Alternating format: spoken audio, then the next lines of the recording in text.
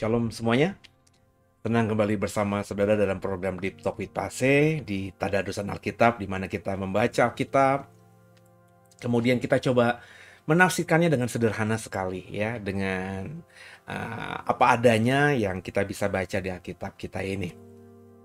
Kalau nanti akhirnya didapati bahwa penafsiran kita tidak dalam, ya harus dipahami ya, karena kita hanya membaca dari apa yang kita bisa tangkap dari ayat-ayat yang sedang kita baca. Kenapa saya bikin program seperti ini? Karena banyak orang di luar sana tidak mau membaca Alkitab karena mereka berpikir, ya kalau baca Alkitab itu butuh ilmu. Kami nggak punya ilmunya. Daripada kami pusing, daripada kami bingung, ya udah kami bergantung aja lah sama pendeta, sama pengkhotbah yang menafsirkan Alkitab di hari Minggu ibadah raya. Nah ini sering saya dengar begitu, saudara. Jadi saya mengajak, saya mengajar, saya mencontohkan bagaimana ayat-ayat Alkitab ini tanpa kita harus punya ilmu macam-macam, asal kita datang kepada Tuhan, meminta pertolongan Roh Kudus untuk tolong kita, maka Roh Kudus, Roh Penolong itu akan memampukan kita.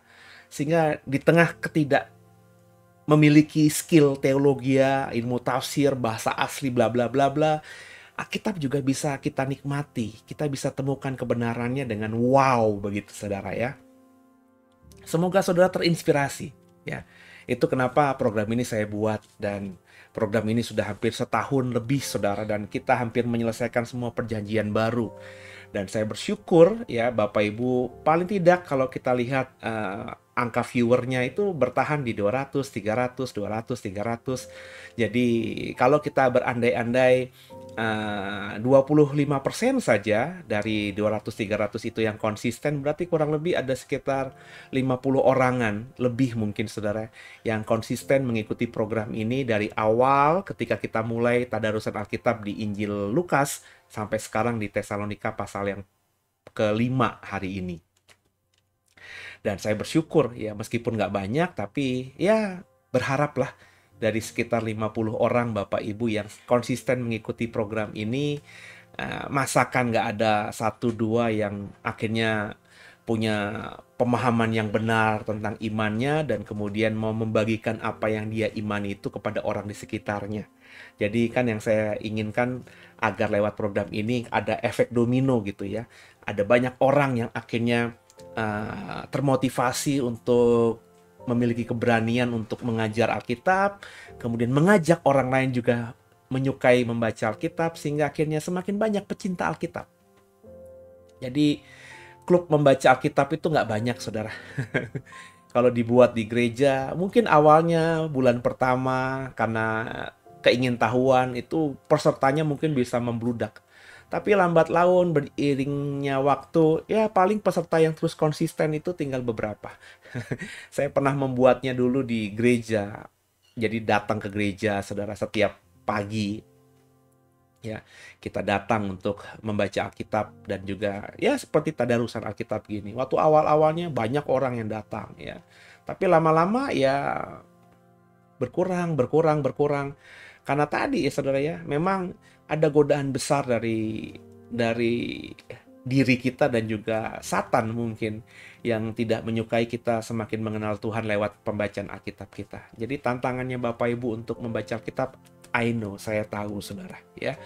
Dan saya mengajar saudara, memberi contoh saudara dengan hal yang sederhana ini supaya saudara ya di tengah waktu sisa saudara mungkin 1 jam, mungkin hanya beberapa menit, saudara bisa membaca Alkitab di dalam kesendirianmu dan menemukan mutiara-mutiara yang indah kebenaran Tuhan yang kita bisa temukan di Alkitab kita.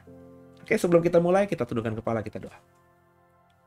Mengucap syukur Tuhan, malam hari ini kami boleh kembali ada dalam tadarusan Alkitab 1 Tesalonika pasal 5. pasal terakhir di surat 1 Tesalonika ini. Berikan hikmat kepada kami sehingga ayatnya jelas, ayatnya terang, dan kami selesai diberkati Tuhan luar biasa. Jangan satupun kami yang kau lalui, kami siap diberkati. Haleluya. Amin. Bapak Ibu siapkan 1 Tesalonika pasal 5 ya. Sama-sama kita siapkan Alkitab kita. Besar perbuatanmu ajaib, tiada seperti Engkau, tiada seperti Engkau.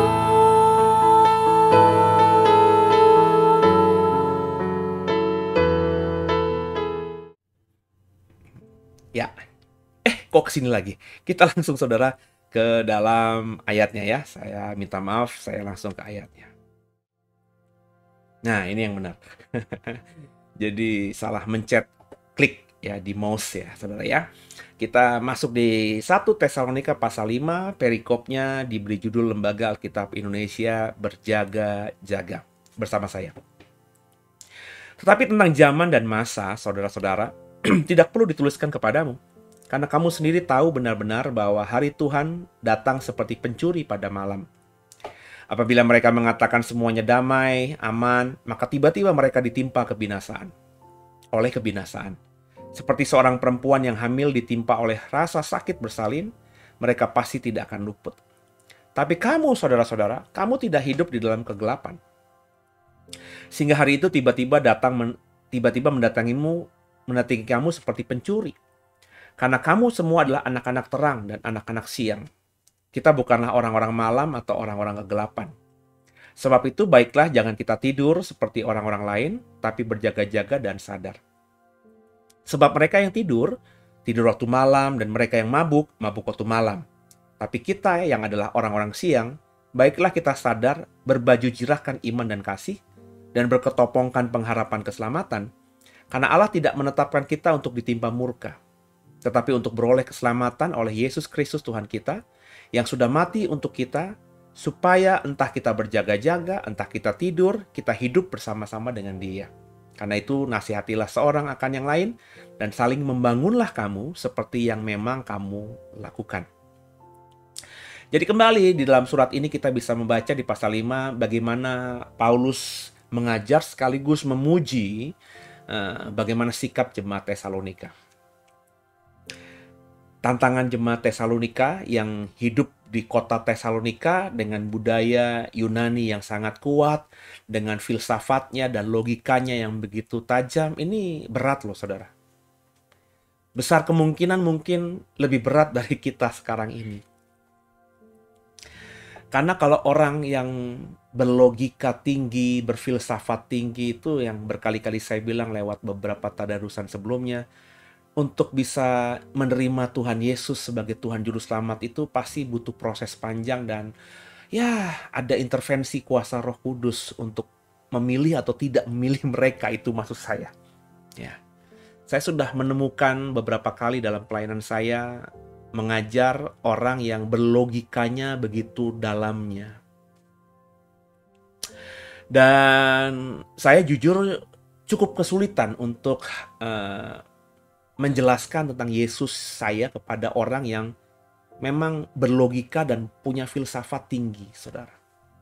Sebab mereka selalu mempertanyakan, dan kalau sudah saya jawab, meskipun saya yakin jawaban saya paling pas, mereka masih tidak mengimani, meragukan, mempertanyakan dengan angle yang lain. Sehingga dalam pengalaman saya beberapa waktu ketika saya mengajarkan atau bertemu dengan orang atau berdiskusi tentang topik Alkitab dengan orang yang model-model begini, itu lama. Ya. Bahkan kalau boleh jujur, tidak menemukan kesimpulan apapun. Jadi saya memahami bagaimana jemaat Tesalonika dan jemaat di kota-kota lainnya di Yunani ini kesulitan untuk mengembangkan gereja di zaman itu. Kalau sekarang sih ya Kristen itu ya sedihnya saya bukan cuma mengenai pertobatan, tapi sudah menjadi budaya atau adat begitu. Ya, di beberapa tempat banyak orang Kristen itu sebenarnya tidak Kristen, tapi karena budayanya sudah budaya Kristen, hidup dalam budaya Kristen, hidup dari keluarga Kristen, maka lahir sudah menjadi seorang Kristen. Lahir, besar, bisa jalan di sekolah minggukan. Begitu, saudara. Sehingga bukan Kristen pertobatan ini, Kristen karena dari lahir. Nangkep, saudara ya. Jadi ya hidupnya sehari-harinya ya tidak beda dengan orang dunia. Meskipun beda agama, mereka Kristen, tapi mereka hidupnya nggak beda dengan orang dunia. Tapi zaman dulu, ketika kekristenan baru berkembang, terutama di negeri yang jauh dari Israel, dari tanah Palestina, yakni di Yunani, ya orang-orang yang jadi Kristen di sana untuk membagikan iman Kristennya itu beratnya minta ampun. Itu makanya pergumulan dari jemaat Tesalonika ini pergumulan yang udah level atas gitu, saudara. Karena mereka satu sisi dapat tekanan dari saudaranya yang mempertanyakan iman baru mereka kepada Yesus. Mereka bagikan tapi mereka tidak melihat buahnya. Dan karena mereka juga berlatar dari logika dan filsafat tinggi, mereka mempertanyakan hal-hal yang tidak ditanyakan oleh orang-orang Kristen lain di kota-kota lain. Makanya soal rapture, soal kedatangan Tuhan, soal akhir zaman, di dalam tulisan Paulus di surat Tesalonika ini begitu mendominasi, saudara. Ya. Dikatakan tadi di ayat 1 ayat 2 bahwa hari Tuhan itu jemaat Tesalonika tahu dari pengajaran Paulus yang sudah pernah mendengarkan dari rasul-rasul lainnya. Yesus mengatakan itu seperti pencuri di waktu malam. Ketika damai, aman, tiba-tiba ditimpa kebinasaan. Ya, itu sama kata Paulus seperti orang yang mengandung. Orang yang mengandung, perempuan yang mengandung tuh tahu ada waktunya nanti akan mengalami kesakitan. Ya. Jadi sakit karena mengandung itu sesuatu yang pasti. Ya. Cuma kapannya, momennya tetap aja, saudara. Meskipun tahu bakalan sakit, tapi pas kejadiannya ya nggak bisa dihindari. Saudara. Itulah tentang kedatangan Tuhan. Tapi dikatakan juga di ayat 4, ya kita tuh nggak hidup dalam kegelapan. Kita ini anak-anak terang. Ya. Jadi ketika akhir zaman yang datang seperti pencuri itu tidak akan mendatangi kita begitu saja. Dan kita terkaget-kaget. Enggak, kalau anak terang itu bisa mengetahui, bisa membaca tanda-tanda zaman itu, saudara. Ya. Makanya di ayat 6 tadi, janganlah Bapak Ibu tidur seperti orang-orang lain. Ya, tidur itu kan bukan maksudnya harafiah. Jadi kalau kita tidur kita harus mata kita setengah, bukan begitu, saudara ya. Tapi ini bahasa metafora, bahasa alegoris bahwa maksudnya ketika kita mengerjakan apapun, bahkan tidur pun ya harus berjaga-jaga. Ya, berjaga-jaga apa? Ya melihat. Ya. Melihat apa yang terjadi atas dunia ini, yang terjadi di saat kita hidup ini. Ya seperti sekarang ini kan Bapak Ibu tentu yang sudah mengikuti saya tahu tentang Gog dan Magog. Ya. 5 tahun, 6 tahun lalu ketika saya khotbah soal Gog dan Magog, pertama kali itu karena saya melihat ada potensi Donald Trump itu bisa menjadi antikristus. Ya, kalau menurut saya ya. Tapi kan saya bilang jelas banget dalam khotbah itu. Ya, ada kriteria, ada hal-hal yang harus terjadi dulu, tergenapi, baru Donald Trump bisa kita kasih stempel antikris. Tapi sampai akhir dia turun, semua yang saya syaratkan itu tidak dilakukan.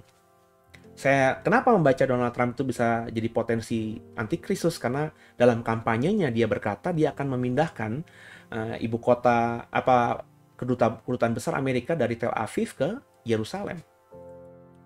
Itu berarti Yerusalem diakui oleh Amerika sebagai ibu kota Israel. Yang notabene hari ini semua menentang, dunia menentang itu. Ya. Dan kalau benar itu terjadi, Yerusalem menjadi ibu kota Israel, maka ya Bapak Ibu tahu dong ya bagaimana kemungkinan terjadi. Ya. Mungkin bait Allah akan dibangun, ya. Kekuatan Israel, politik Israel atas Yerusalem begitu kuatnya sehingga nggak akan tergoyahkan karena Amerika tuh masuk negara adidaya, dia punya negara superpower. Ya. Jadi saya ketika melihat itu dan kemudian juga ketika Donald Trump menjadi presiden dia segera melakukan itu, memindahkan itu, saya bilang wah ini potensi nih. Tapi ada syarat-syarat berikutnya. Benar nggak dilakukan? Ya sampai sekarang meskipun konon saya dengar informasinya pembangunan kedutaan besar di Yerusalem itu ada dijalankan, tapi belum pindah. masih di Tel Aviv, ya kan? Kemudian juga Bait Allah terbangun nggak? Itu belum kelihatan. Ada banyak syarat-syarat yang saya munculkan dalam khotbah itu, sehingga ketika sampai dia turun itu tidak tergenapi, ya berarti batal dengan sendirinya apa yang saya perkirakan itu. Nah, saya bikin khotbah itu karena saya membaca situasi zaman. Nah, sekarang ada perang Rusia sama Ukraina. Kita tahu Gog dan Magog itu adalah Rusia. Cuma karena saya tahu, saudara, perang Gog dan Magog itu ya Rusia menyerang Israel, dan hari-hari ini belum kelihatan tandanya. Ya, meskipun bisa saja nanti habis dari Ukraina, Rusia berperang dengan negara lainnya, marah dengan negara lainnya, dan akhirnya nyerempet ke Israel. Tapi hari ini belum kelihatan. Ya, jadi kalau ada orang yang memaksa saya, banyak loh saudara, saya nggak ngomongin, bukan sombong juga ya. Ayo dong Pak, khotbah soal akhir zaman lagi. Di luar negeri itu banyak loh sekarang pendeta-pendeta khotbahin Gog dan Magog gara-gara Rusia perang sama Ukraina. Oh iya. Cuma saya sekarang ini belum melihat tanda-tandanya Rusia akan menyerang Israel. Dia lagi kepo dengan Ukraina. Dan bisa saja ya hanya sebatas ini saja, nggak berkembang kemana-mana. Maka kita lihat. Tapi bukan berarti saya tidak memperhatikan. Saya memperhatikan. Dan saya mungkin lebih dari saudara, karena yang saya baca bukan berita-berita dari lokal saja, tapi saya baca informasi pertama itu ya dari koran-koran internasional. Saya cari tahu informasi koran Israel misalnya, koran internasional yang kredibel, Al Jazeera misalnya, CNN misalnya, BBC misalnya. Ya. Saya cari setiap hari, ada nggak informasi terbaru, update Rusia, bukan cuma dengan Ukraina, tapi Rusia dengan negara NATO misalnya, Rusia dengan Israel misalnya. Saya juga update tentang apa yang terjadi belum lama ini, yang kata berita di Indonesia, Israel menyerang Al-Aqsa. Ya, tapi kalau kita baca berita Israel itu nggak begitu beritanya. Ya, jadi berita ini sudah, yang kita kalau boleh jujur mendapatkan yang objektif tuh susah, karena berita apapun soal yang terjadi di Israel yang kita dapatkan dari berita nasional di Republik ini itu pasti sudah diprintir, saudara. Nggak akan ada koran Indonesia itu yang akan memberitakan positif tentang Israel ketika bertikai dengan Palestina. Saya hakul yakin pasti beritanya Palestina yang diintimidasi, rakyat Palestina yang dizolimi, Israel yang menjolimi, Israel yang jahat. Pasti beritanya begitu, karena udah sentimen agama di sini yang dimainkan, bukan keobjektivitas. Tapi kalau saya membaca berita Israel di Israel sendiri, saya juga sadar ini juga tidak objektif. Ya kan? Karena masa koran Israel itu menjelekkan pemerintahnya dan juga mengeluh-elukan Palestina. Jadi ini dibutuhkan hikmat makanya. Ya. Ya, jadi saya mendapatkan berita dari lokal, saya membaca berita di Israel sendiri, dan saya coba membandingkan dengan apa yang disampaikan oleh koran-koran lainnya, koran-koran internasional lainnya. Makanya saya nggak cuma mendengarkan koran-koran barat, Amerika, tapi Al Jazeera juga saya ikuti, saudara. Supaya saya dapat pemahaman balance. Tapi belum ada yang mengindikasikan, saya paling tidak, yang saya rasakan, tidak ada gerakan untuk ngomongin ini, atau mengkhotbahkan ini, atau menyampaikan ini sebagai tanda akhir zaman. Ya. Karena biasanya seperti Gog dan Magog 5 tahun, 6 tahun lalu, itu roh tiba-tiba menggelora gitu. Nah, ini belum terjadi lagi. Bahkan ketika Rusia menyerang Ukraina pun itu tidak menggebu-gebu gitu ya. Ini akan menjadi Gog dan Magog. Cuma saya bagikan juga materi karena saya melihat banyak orang itu menghubungkan Ukraina Rusia ini dengan Gog dan Magog. Saya bilang enggak. Ya. Memang mungkin saja Gog dan Magog itu besar kemungkinan Rusia saat ini, karena negeri dari utara sekali. Tapi Gog dan Magog baru terjadi kalau berkaitan dengan Israel. Jadi kalau Rusia perang nanti sama Ukraina sudah terjadi, nanti andai kata perang juga dengan negara NATO, itu belum Gog dan Magog karena Israel belum tersentuh. Kecuali kita bisa membaca arah pasukannya Rusia itu mengarah ke Israel. Nah, kalau itu terjadi barulah kita siap-siap menghadapi Gog dan Magog. Dan kalau itu terjadi, nggak lama kemudian Harmagedon, nggak lama kemudian nanti kerajaan 1000 tahun, dan dunia akan berakhir, saudara. Menurut Alkitab yang saya percayai seperti itu. Jadi kita itu bukan anak-anak kegelapan, kita bisa membaca ya situasi dunia ya. Jadi kita itu akan tahu waktunya kapan gitu saudara. Ya. Nah itulah yang harus kita lakukan dalam banyak hal, dalam aktivitas saudara sehari-hari. Saudara nggak bisa tidak mengabaikan situasi dunia. Bapak Ibu nggak boleh menjadi orang yang tidak melihat situasi dunia, politik dunia, ekonomi dunia, karena biar bagaimanapun akan berdampak kepada Indonesia, saudara, kepada hidup kita sehari-hari. Ya, kalau misalnya nanti tiba-tiba harga dolar itu melonjak, Bapak Ibu harus punya hikmat, ya. Sebab kalau kita abaikan itu, jangan-jangan nanti rupiah kita malah nggak ada nilainya. Jadi kita harus belajar untuk menjadi orang yang cerdik gitu loh saudara. Cerdik seperti ular ya. Nah itu yang di dalam bahasa 1 Tesalonika 5 ini Paulus mengatakan kalau tidur jangan seperti orang kebanyakan tidur tapi berjaga-jaga. Ini bahasa analogi, bahasa metafora, bukan cuma tidur tapi dalam melakukan kegiatan apapun jangan cuma fokus sama kegiatan itu juga, tapi bukalah wawasan. Makanya saya tuh saya kan sebagai pendeta, sebagai pengkhotbah. Makanan saya bukan cuma Alkitab doang sehari-hari, saudara. Setiap hari saya baca Alkitab. Waktu saya banyak saya habiskan untuk menggali isi Alkitab sehari-hari. Tapi saya juga baca berita internasional. Saya juga ada waktu cukup banyak untuk melihat YouTube yang ada. Mau YouTube yang cuma lucu-lucuan, YouTube para artis. Supaya saya tuh paling tidak tahu itu apa yang lagi perbincangan di dalam dunia maya itu apa. Saya baru mengerti sekarang ini ada istilah anak jaksel, anak jaktim. Saya ngerti itu. Bapak Ibu yang seumuran saya mungkin nggak ngerti itu istilah-istilah jaksel. Ya. Healing. Tapi saya paling tidak ngerti. Oh itu bahasa anak muda sekarang tuh ya. Kayak gitu ya. Mereka pakai bahasa-bahasa yang baru, yang ketika saya muda nggak ada di dalam percakapan di zaman saya muda. Juga apa yang terjadi di luar sana, situasi ekonomi, bagaimana saya tahu, paham, dunia sekarang sedang mengalami goncangan, akibat perang Rusia juga memang. Eropa lagi krisis energi karena banyak mengandalkan minyak dan juga gas dari Rusia.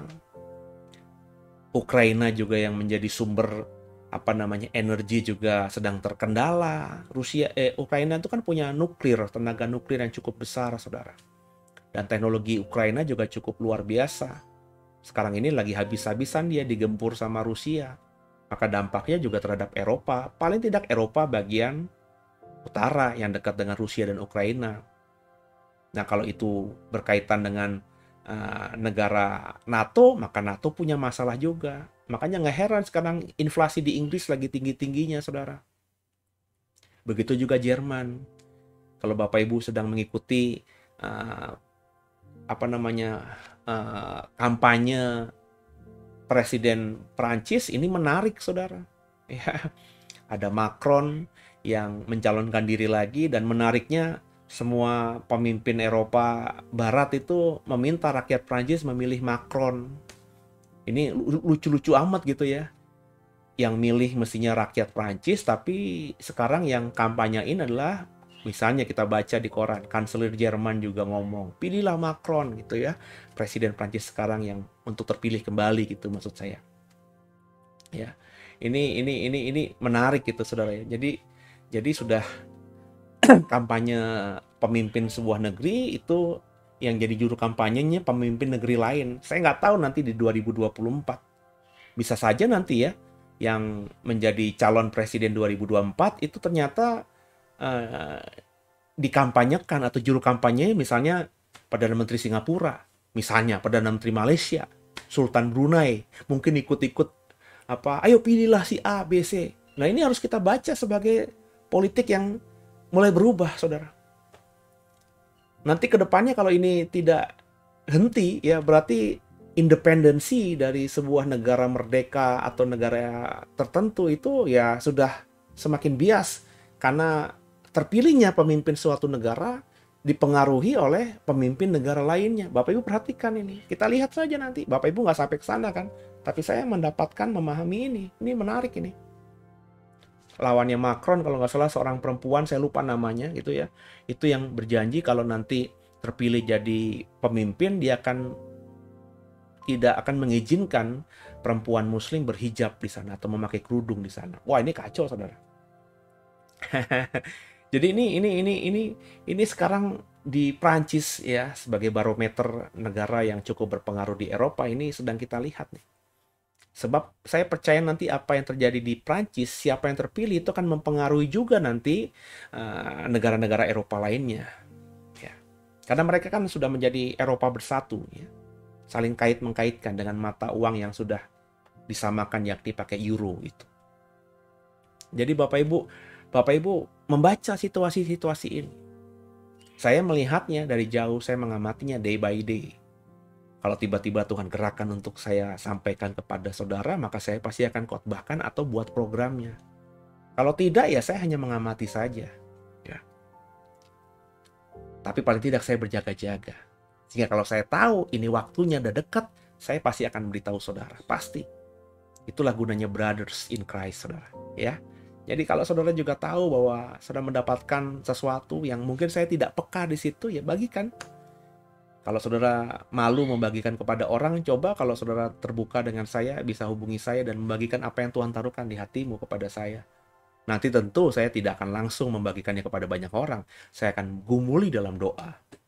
Ya, sama seperti saya menyarankan kalau saudara mendapatkan sesuatu dari saya, jangan langsung di-sharingkan, jangan langsung diaminkan, tapi gumuli sendiri dulu. Kalau saya yakin dengan apa yang dikatakan saudara, kalau saudara yakin dengan apa yang saya katakan, maka barulah kita men-sharingkannya dengan yang lainnya, kepada yang lainnya. Kan begitu, ya. Jadi itu kata saran Paulus kepada jemaat Tesalonika yang benar-benar sudah berpikir bahwa kedatangan Tuhan itu segera datang. Ya, mereka sudah siap-siap, ya. Siap-siap menyongsong kedatangan Tuhan ini. Dan kalau Bapak Ibu nanti membaca 2 Tesalonika itu lebih ekstrim lagi kejadiannya di jemaat Kristen Tesalonika, yang pastinya apa yang dilakukan oleh jemaat Kristen di Tesalonika itu menjadi sesuatu yang menarik dilihat juga oleh orang-orang Tesalonika secara umum yang bukan Kristen. Karena kota Tesalonika zaman dulu tentu tidak bisa kita samakan dengan misalnya kota Tesalonika hari ini. Ya, zaman dulu meskipun mungkin sudah besar ya masih tradisional. Sehingga ya belum sebesar sekarang, ya. Sehingga ada gerakan kecil saja di antara beberapa penduduk kota Tesalonika ini yang notabene Kristen, itu pasti akan mempengaruhi juga, ya. Akan diketahui juga. Karena zaman dulu kan ya ada asap di ujung aja pasti seluruh kota tahu. Kenapa? Ya karena memang kotanya tidak terlalu besar dan lain sebagainya. Jadi kita belajar dari Tesalonika ini bagaimana kedatangan Tuhan itu tidak akan mengagetkan bagi kita yang benar-benar percaya kepada Tuhan, bagi kita yang berjaga-jaga. Makanya penting Bapak Ibu jadi orang Kristen yang berjaga-jaga.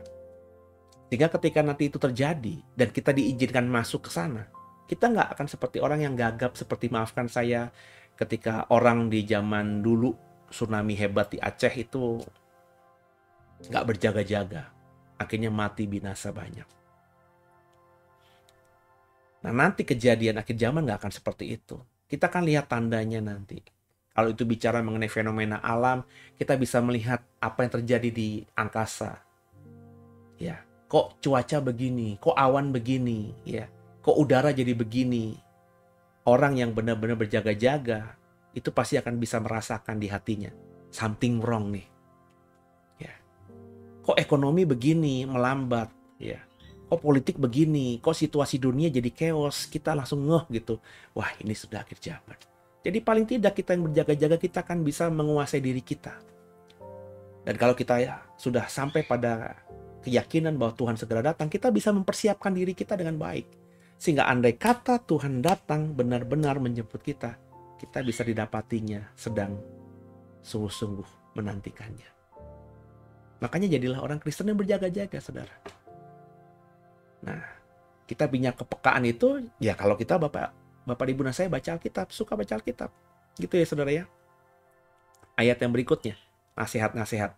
Ayat yang ke-12 bersama saya ya.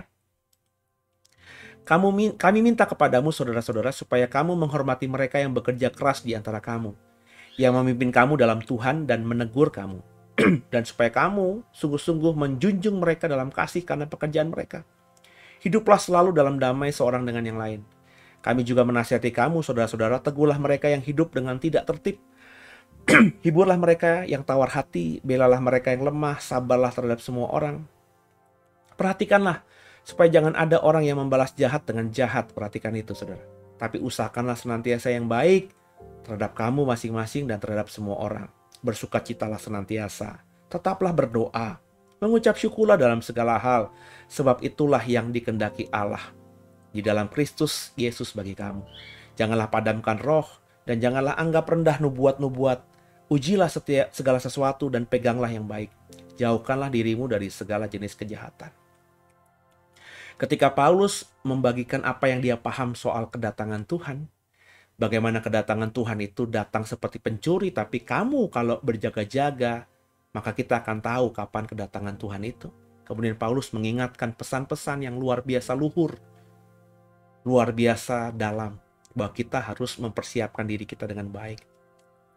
Di ayat 12 jelas Bapak Ibu harus menghormati mereka yang bekerja keras di antara kamu, yang memimpin kamu dalam Tuhan dan yang menegur kamu.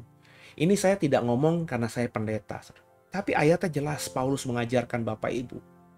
Saya yakin Bapak Ibu yang dengarkan ini, program ini, bukan semuanya jemaat The Way. Bapak Ibu punya gereja masing-masing. Saran saya sebagai pelayan Tuhan, hormatilah orang-orang yang bekerja di gerejamu, yang mengajar kamu, yang pendetamu, gembalamu, guru Injilmu, penginjilmu, pendeta mudamu, semua yang melayani Tuhan di gerejamu tentu, hormati mereka. Ya, meskipun sesama manusia, tapi mereka dalam posisi sebagai seorang pelayan Tuhan. Ya, respect. Bukan cuma di gerejamu. Kalau saya mengajarkan jemaat The Way, hormati juga pendeta-pendeta dari gereja lain, bukan cuma pendeta dari The Way. Sehingga saya akan marah sekali kalau saya tahu ya ada jemaat The Way, ada aktivis The Way yang misalnya ngebully pendeta lain atau ngomongin gereja lain. Itu saya larang saudara. Ya. Siapa saudara, siapa kamu, saya bilang kepada jemaat The Way, pada aktivis pekerja The Way. Siapa kamu sehingga bisa menghakimi bahwa gereja lain itu sesat, gereja lain itu salah, pendeta lain itu sesat, pendeta lain itu salah. Siapa kamu? Ya.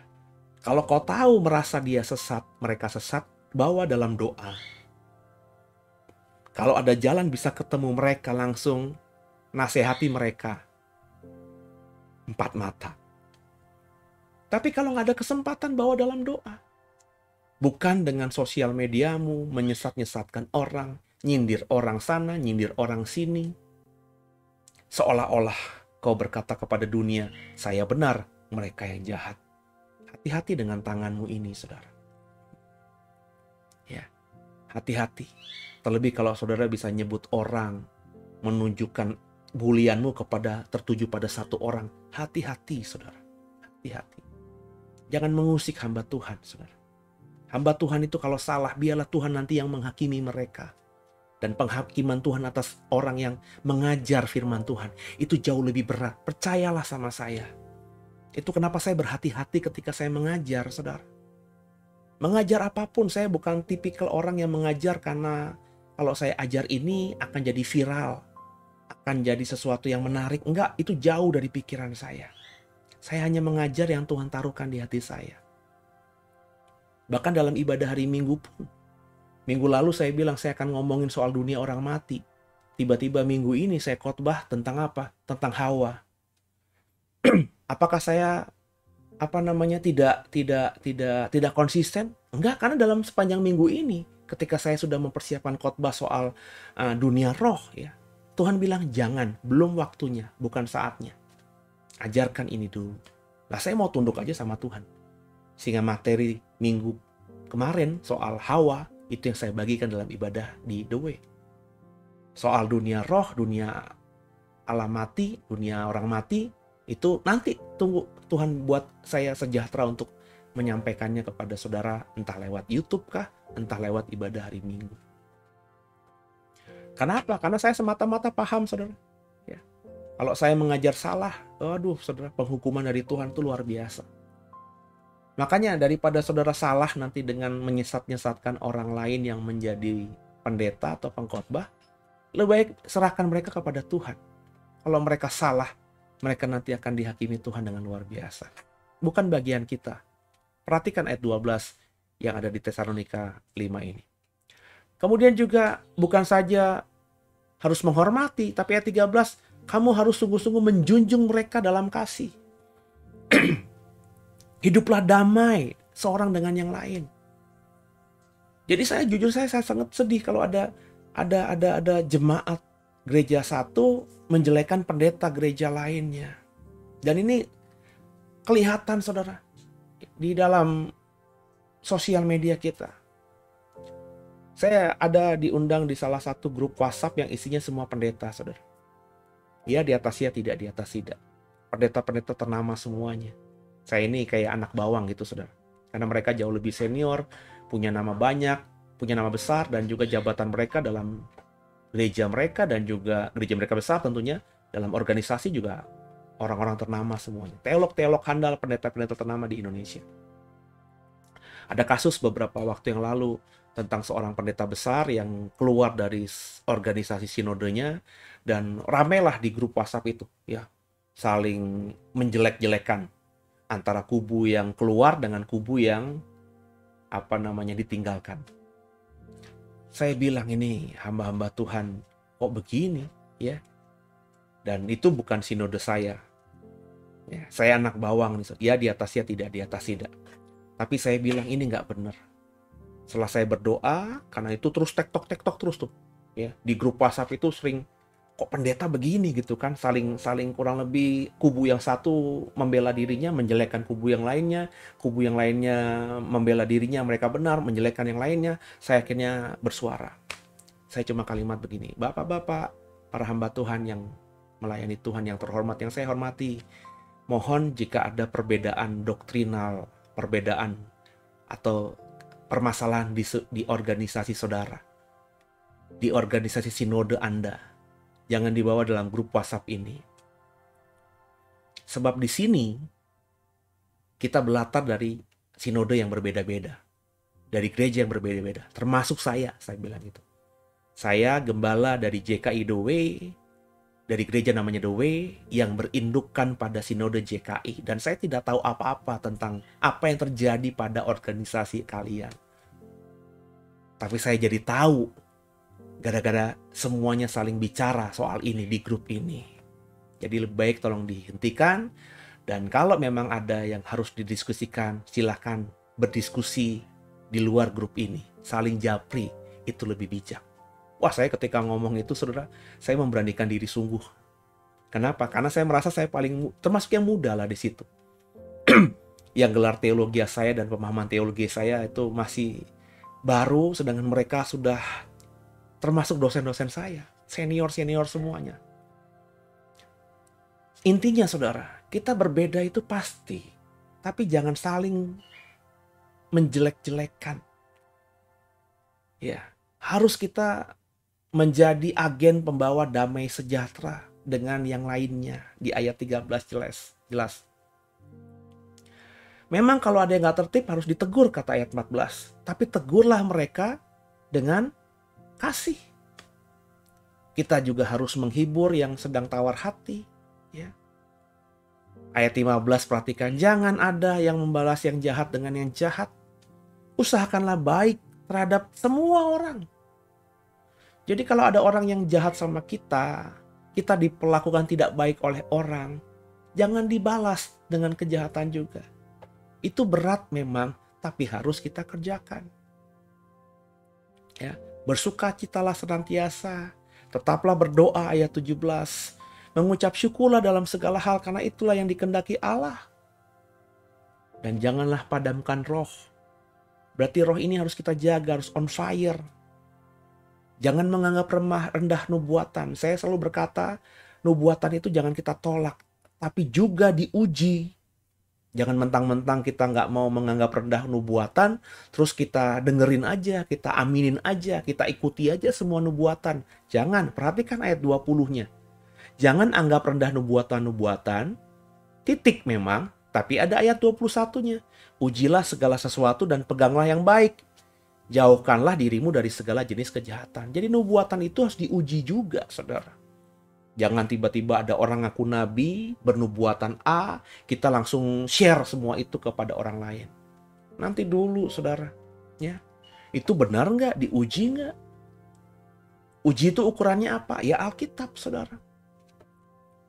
Saya selalu sedih gitu ngeliat orang Kristen kalau ada orang khotbah nubuatan di bulan, ini kan nanti sebentar kita masuk bulan Mei. Nubuatan bulan Mei supaya Anda peroleh berkat dari Tuhan. Itu langsung banyak yang dengerin. Come on. Ya boleh didengerin, tapi maksud saya juga, kenapa kita jadi suka yang hal-hal kayak gitu-gitu? Padahal kalau kita ngomongin isinya ya biasa-biasa aja. Ya, nggak ada yang spesifik. Jadi banyak orang bikin tema khotbah, banyak orang bikin thumbnail itu sesuatu yang menarik massa, bukan isinya. Nggak sesuai judul dengan isinya. Ya. Kemarin saya bikin program soal Tuhan Yesus. Bagaimana jika Alkitab mengatakan Tuhan Yesus adalah Lucifer? Ya, itu orang kepanasan tuh. Banyak yang berpikir, alah, pasti mau cari bombastisnya doang. Enggak, isi materi video itu memang saya ngomong itu. Karena banyak orang di luar sana berkata Lucifer itu Satan. Ya, jadi saya judul itu nggak mengada-ngada, nggak ngadi-ngadi gitu, saudara. Emang judulnya itu seperti itu karena isinya juga seperti itu. Tapi banyak orang di luar sana yang tema khotbahnya apa, isinya nggak seperti itu. Yang judul thumbnail di YouTube-nya apa, isi materinya nggak seperti itu. Kenapa? Mau yang heboh-heboh, kenapa? Supaya ada yang nonton. Nah, hati-hati, saudara. Ya. Jadi nubuatan itu juga harus diperhatikan. Kalau cuma ngomong nubuatan agar kita diberkati di bulan Mei. Yang pertama, Tuhan berkata, kamu harus hidup benar. Nah itu kan bukan nubuatan, emang sudah tertulis di Alkitab kita sejak dulu. Kita harus baik. Yang kedua, kasihilah orang lain. Jangan simpan dendam. Nah itu emang udah ada di Alkitab kita. Kenapa disebut judulnya nubuatan buat bulan Mei? Emang itu tidak penting untuk kita lakukan di bulan Juni? Itu nggak harus kita lakukan di bulan April kemarin? Ya. Kalau nubuatan tuh bersifat spesifik mestinya. Ya. Misalnya kalau nubuatan agar kau diberkati di bulan Mei. Terus hamba Tuhan ini berkata, Tuhan berkata kepada saya, di bulan Mei ini orang Kristen harus bisnis yang diberkati itu bisnis yang bicara soal konsumsi. Maka jadilah sekarang ini misalnya jualan online. Apa saja ya yang bisa dikonsumsi, bermainlah di situ. Ya. Jualanlah sembako misalnya. Nah, itu spesifik tuh. Ya, dan kalau memang benar ketika kita akhirnya di bulan Mei semuanya jualan sembako dan kita untung banyak, nah ini baru benar dari Tuhan. Ya, tapi ada nggak orang yang bernubuat spesifik seperti itu hari-hari ini? Ya. Di KKR, seringkali saya sering dengar, saudara, ada pengkhotbah KKR berkata, itu di tengah ribuan orang, terus berkata, Tuhan bicara sama saya hari ini bahwa ada di sini yang sedang sakit jantungnya.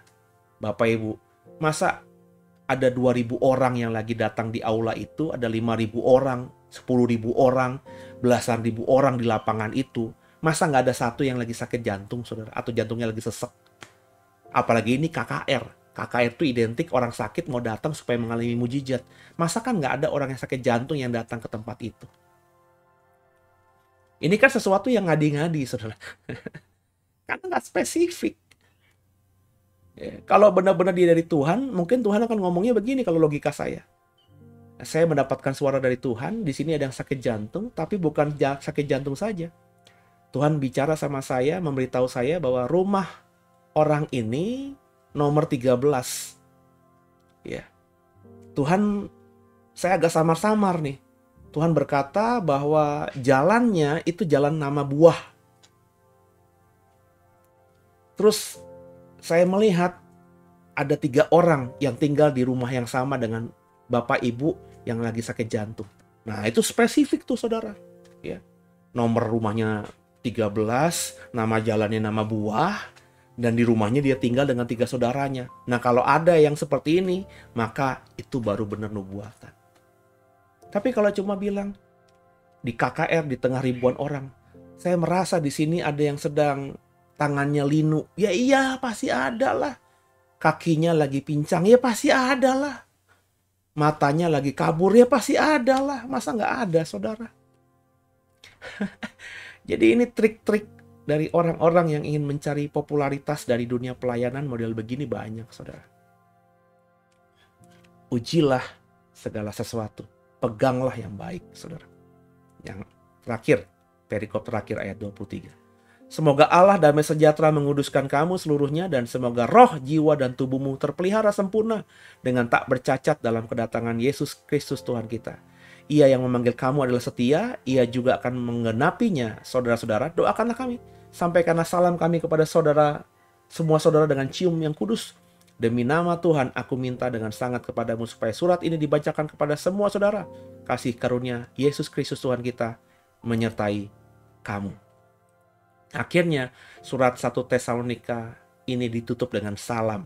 Ciri khasnya Paulus ketika nulis surat, ada salam pembuka yang di pasal 1 kita sudah membacanya, dari aku Timotius kepada kamu, ya. Ditutup dengan salam penutup yang kita baca barusan. Ada doa-doa, ada berkat yang diberikan Paulus kepada jemaat Tesalonika. Damai sejahtera menguduskan kamu. Roh, jiwa, tubuhmu terpelihara sempurna dengan tak bercacat sampai kedatangan Tuhan. Itu kan lepaskan berkat. Maka kita juga begitu. Ini DNA yang harus kita ambil, saudara. Ketika kita habis bertemu dengan orang, mau berpisah, maka lepaskanlah berkat. Tuhan berkati ya. Shalom. Terus semangat ya. Gue doa lo diberkati. Gue doa usaha lo berhasil ya. Gue doain lo dan keluarga diselamatkan. Lo dan keluarga diberkati luar biasa. Bro, semangat ya. Tuhan pasti memberkatimu. Mestinya perpisahan kita dengan siapa saja ditutup dengan kata-kata yang seperti itu. Karena itulah yang ditujukan oleh rasul-rasul ketika menuliskan surat atau berkomunikasi dengan jemaat mula-mula. Nangkep ya saudara ya? Berapa banyak kita yang seperti itu? Kita kadang-kadang cuma, oh iya, gue balik ya, bye. Tanpa kita melepaskan berkat. Padahal berkat ada dalam dirimu. Kuasa ada dalam dirimu.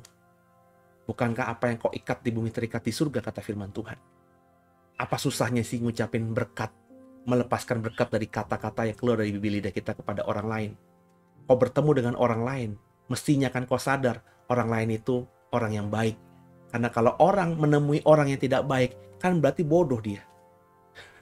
Kalau kau bertemu dengan temanmu, sahabatmu, kan kau pasti mau bertemu dengan mereka karena kau anggap mereka baik. Maka kalau sama orang yang kau anggap baik saja kau tidak mau melepaskan berkat, bagaimana kelak jika kau diizinkan Tuhan bertemu dengan musuhmu atau orang yang menyakitimu? Nggak bisa kita.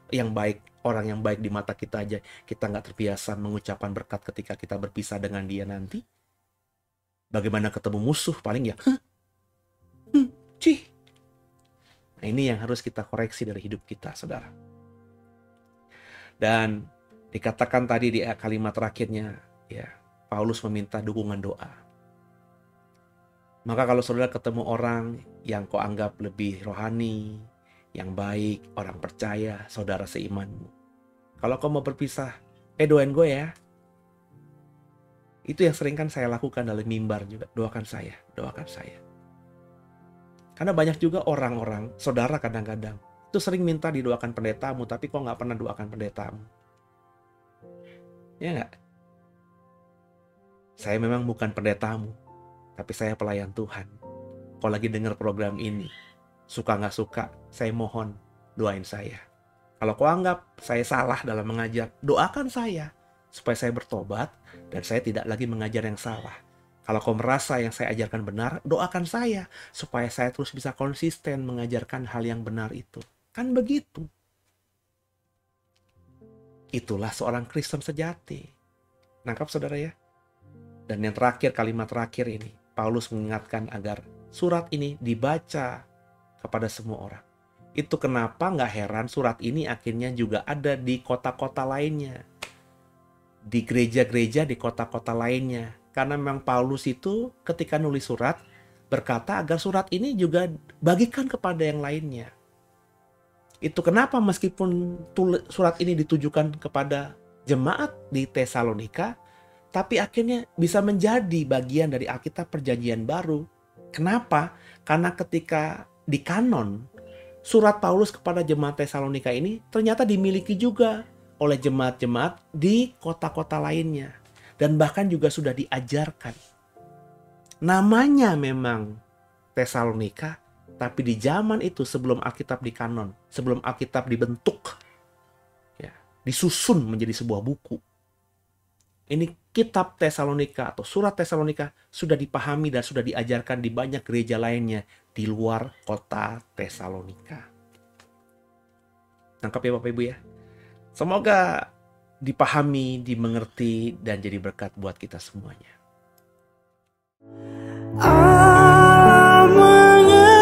Mengerti Allah peduli segala persoalan yang kita hadapi, tak akan pernah dibiarkannya ku bergumul sendiri, sebab Allah mengerti.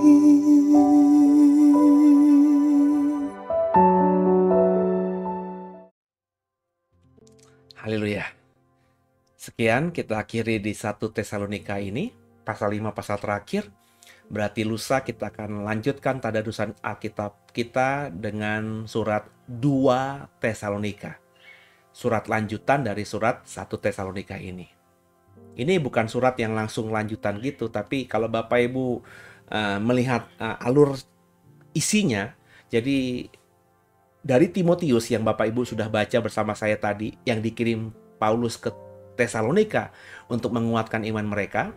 Dari Timotius, Paulus tahu problematika jemaat Tesalonika, yakni mempertanyakan soal orang mati, kedatangan Tuhan, dan makanya dari sumber Timotius ini, Paulus nulis surat 1 Tesalonika ini.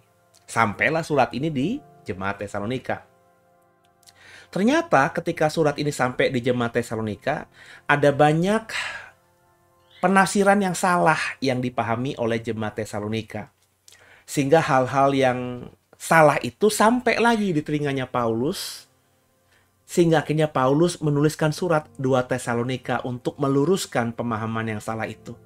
Pemahaman yang salah yang saya maksudkan dari 1 Tesalonika ini. Yang dipahami berbeda dari apa yang Paulus mau maksudkan. Nah, nanti Bapak Ibu ikuti ya 2 Tesalonika. Supaya Bapak Ibu juga paham bahwa memang penafsiran itu ya terbuka kemungkinan untuk salahnya itu saudara. Ya. Dan lewat 2 Tesalonika kita akan mengerti nanti mana yang salah yang dipahami oleh jemaat Tesalonika dari pengajaran Paulus yang terdapat di 1 Tesalonika. Kita tundukkan kepala, kita akhiri. Makasih Tuhan buat malam hari ini. Terima kasih buat segalanya. Terus berikan kami Roh Kudus-Mu agar kami semakin paham tentang kebenaran-Mu. Dan kami mau tidur malam hari ini. Kami percaya tidur kami semua diberkati. Ampuni salah dosa kami. Yesus Kristus adalah Tuhan Juru Selamat kami yang hidup. Dan ke dalam tangan-Mu lah kami serahkan tubuh jiwa roh kami. Haleluya. Amin. Selamat malam saudara. Selamat istirahat. Tuhan Yesus memberkati setiap kita. Haleluya.